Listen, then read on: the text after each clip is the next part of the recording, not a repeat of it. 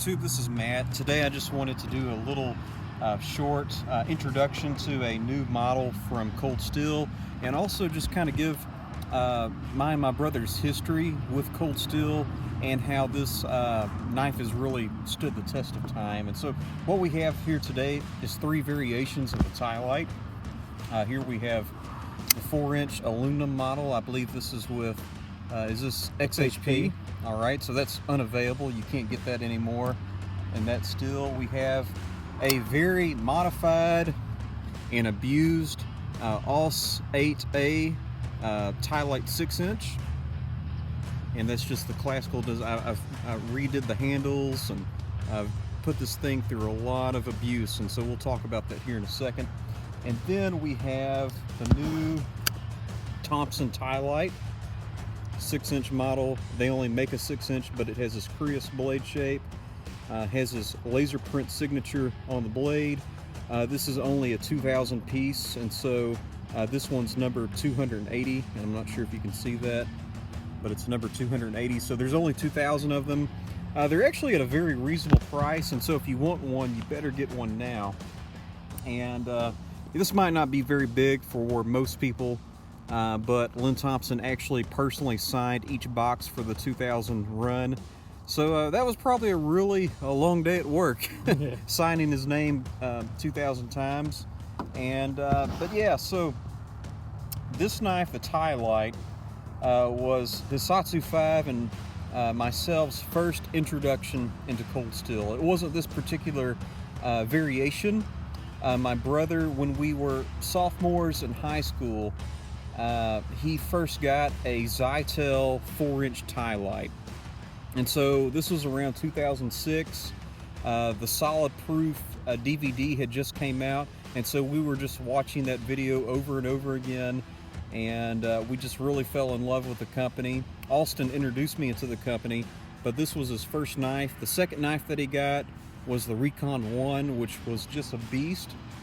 But what we really wanted to talk about is how virtually this design is unchanged from its original. So this knife was first introduced into the Cold Steel lineup in 2001, and it actually came with a titanium handle for sure, and it might have actually been a titanium liner lock. I don't know that for sure, but this is they're all stainless steel now. And anyways, if you look at the catalogs, if you look at the lineup, to my knowledge, since 2001, the large 6-inch edition came out in 2006. In 2005. It came out in 2005. But this is the only knife from Cold Steel's lineup to date that has stood the test of time with virtually no change. All right, so the lock is the same. The handle materials changed just a little bit. This Zytel handle, you can see, is a little bit different from its modern version. But essentially, like if you take the Recon 1, it used to be an ultra lock, which is pretty much like an axis lock. This is a liner lock. And this isn't just any liner lock, this is the best liner locking knife I've ever owned as far as the liner locking mechanism. Okay, and so this is a tactical knife. It has a stiletto bayonet style blade, and it's thin. It's not a wide knife, but they really grind these where it's not my recommended EDC carry or anything like that. But if you wanted to use an EDC function, you absolutely could. It will slash, it will pierce well. And anyways, to this liner lock. All right, so this is absolutely the best liner lock that I've ran into to date as far as trusting my life for a tactical liner locking blade. All right, so really what sets this apart from most liner locks, this is a Benchmade. I believe this is a Striker. They just make this with the Ultra Lock now. But this is an old school liner lock. This is a well-made, typical liner lock. And so basically it's this leaf spring where it just meets up with the tang of the blade, and it, of course, it'll keep it open. But what you have with cold steel, it's the same concept, but it's like a piece of angle iron, okay? And so not only do you have that much contact with a flat, but then you have like an angle iron and it goes over, and now you have double the contact with the tang of the blade. And so it's very strong. Of course, it won't hold up, 200, 300 pounds like a triad lock will, but it's very shock resistant, okay?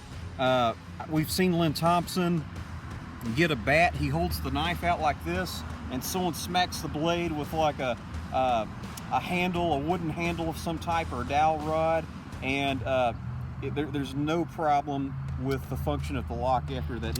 He's got car hood, steel tables, and he just gets after the blade at all different angles, and of course the knife is fine after that. I have personally, you're not supposed to do it, I got this knife used, all right, so I didn't pay full price for this knife, and it was already damaged when I received it, but the knife was fully functioning. It just had a little bit of, can you hear that? Yeah. A little bit of rattle to it, okay? It's, I mean, it just has the slightest bit of play. I've done spine wax, overstrikes. I've thrown this knife a lot, and it's never failed on me. It just still has that little bit of play. Again, it's not a triad lock, but as far as a liner lock goes, it's, in my opinion, it's the best designed liner lock there is, all right? And so, so this knife was introduced in 2001. It's 2020, 19 years later, and again, it's unchanged, all right? And so I just had to get this. Not that the Ti-Lite has necessarily been my go-to EDC, but honestly, I mean, like, that's just awesome. It's beautiful. It's intimidating. Just to tell you a little bit about this blade, it will shave. I did touch it up a little bit out of the box. You'll see a cut test here in a little bit, but it's very thick at the tip. I'm not sure if you can see that. And also, it's, when you get up to here, it's pretty thick at the bevel. All right, so this would be a good tactical blade, but honestly, this isn't something that you just want to resharpen a whole bunch, because ultimately you're just going to eat up that edge at some point. I don't think, a lot of people are intimidated by curvy blades. I don't think it's that big of a deal, but it's just a matter of fact that when you have a wider blade, your blade is going to have more life in it. So to me, this is a collector's piece. It's a piece for self-defense, but honestly, it's not something that I'm going to like use. I mean, I might open up a piece of mail if I have to or something like that, but that's going to, it'll be more appropriate to use like this Air-Lite, which I'll have another video about that. It's a pretty cool knife. But yeah, that's what I have about the Cold Steel Ti-Lite. It's a flagship model for Cold Steel. It survived the test of time, and it's still going strong. And I'd like to give it over to Hisatsu 5 if he has any comments about the Ti-Lite before we close the video. Yeah, I'm gonna go ahead and grab mine. Watch this. This is not an auto, obviously, but you barely have to move your thumb to get that thing to fire. Now, just a quick story time. There was a a student at the school who noticed that I liked knives, but he found out I never knew about Cold Steel and about their DVDs and stuff. And he's the one that introduced me to it. And I bought the Zytel Offset Ti-Lite. It was my first knife that could possibly wave. I didn't know about the wave feature on Emerson or anything. This was my first knife that would actually auto deploy out of the pocket, which this knife isn't great at. It'll chew up your pants, but it will do it. And it didn't have a long life with me just because I tried to imitate a cut test, and I accidentally, I was cut testing on cinder block because I was young and stupid, and I ended up selling it, and then I missed it, and I had to get another one. So this is, to me, it's going to be good for boxes, letters, but not like real hardcore cutting rope or anything.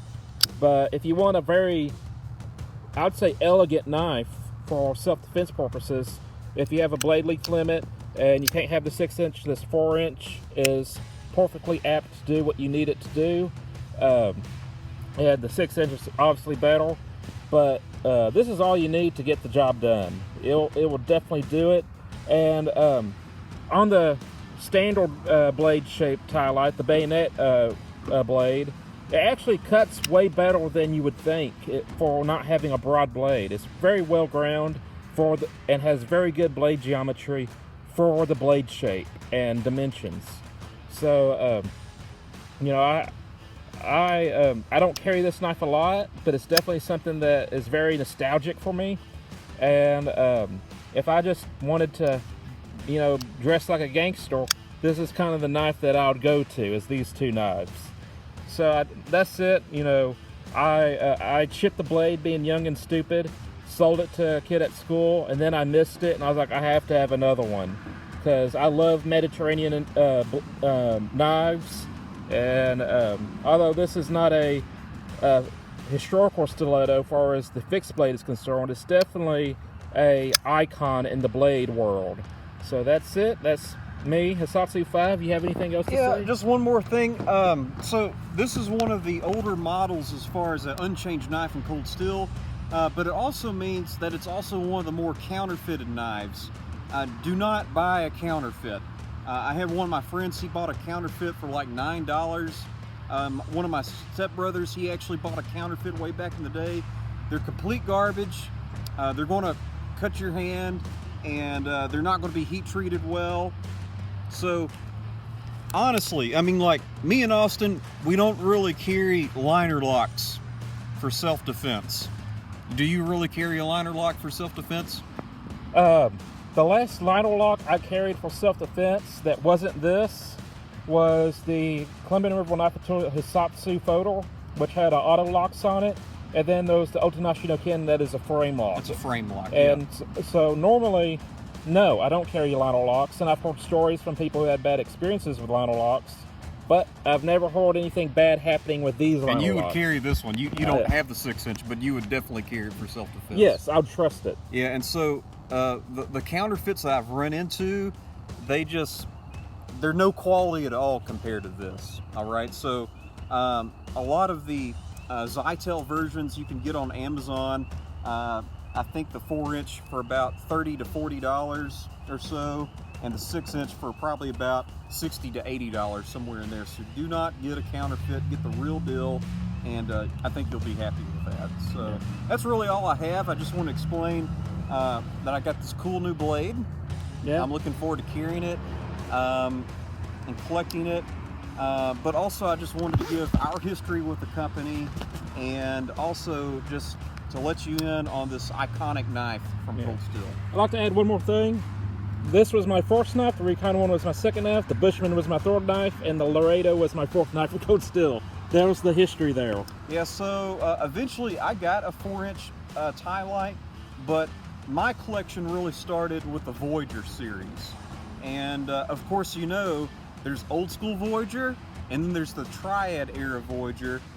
So again, this hasn't really changed, and the Voyagers have. The Voyagers were always a good knife, but this remains exactly the same since 2001.